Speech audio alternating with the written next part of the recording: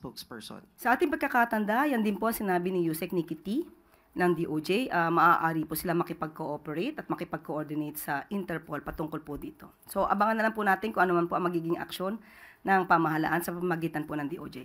Pero may sinasabi po kasi si Attorney Roque na sa ngayon, hindi daw pwedeng maipa-deport siya pabalik dito sa Pilipinas dahil ayon daw sa international law, meron pa kasi siyang petition for asylum. So, kumbaga, nakapending pa doon. Of course, meron pong ganyan na sinasabi patungkol sa karapatan na wag muna siyang dalhin sa bansa kung saan may kaso. Pero ito po ay kung may maipapakita pong harassment.